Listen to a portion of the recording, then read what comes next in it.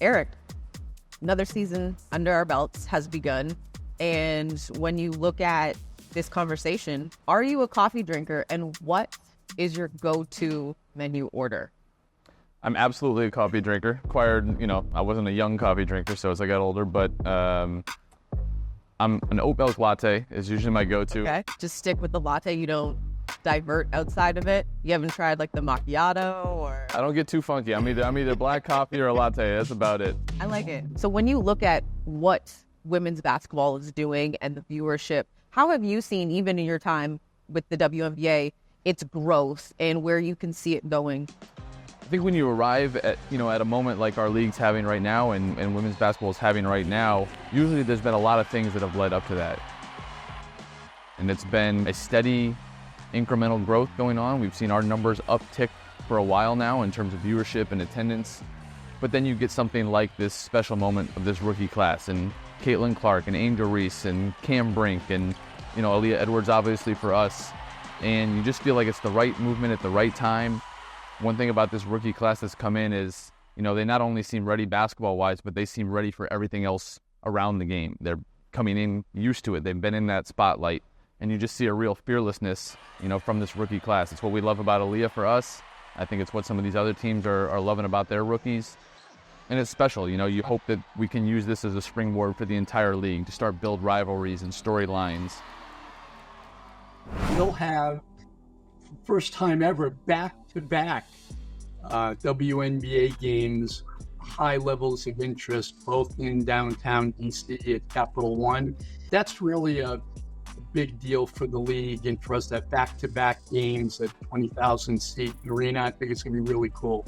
So when you heard that you were going to have 2 games added to that move to Capital One Arena, what was your first thought, and how excited are you and the team to be able to showcase in front of an even bigger crowd than you might have been able to at ESA?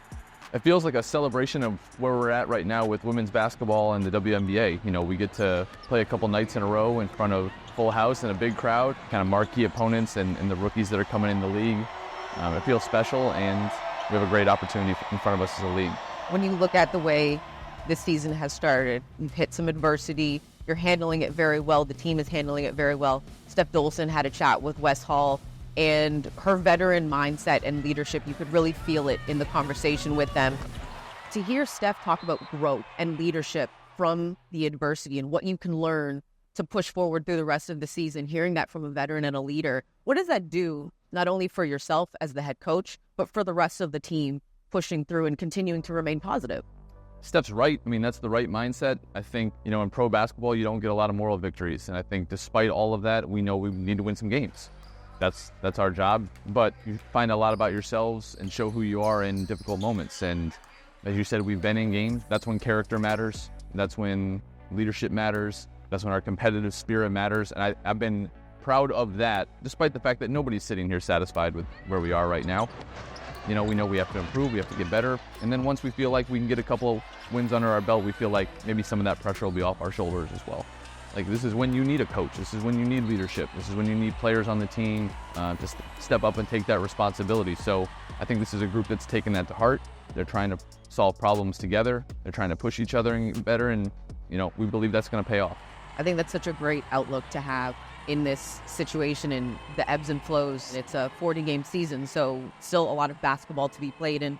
An area that the Mystics take very much pride in is making sure that they're touching the community, not just in the DMV, specifically though in Southeast, where they are at home with the facility at ESA. And how much do you take pride in the team also having a voice and taking their stand and using their platform?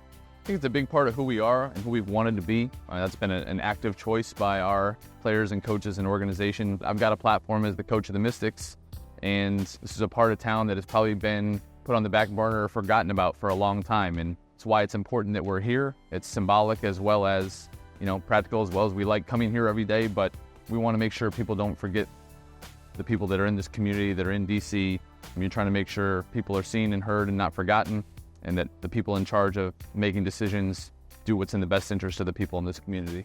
And to understand that as the head coach, you have that opportunity, and I appreciate what you have to say with that. And if I can, it's the fans. Our fans come from all over, but it's the people working our games, provide security, working the concessions, working in the arena. So we're touched by those people every day. We see them every day when we come to work. It would be crazy not to advocate for them. And a lot of them are Southeast Ward 8 residents or have family members that are in the area. So I think that's such a great perspective to have. Eric, I appreciate the time today. All right, thanks so much.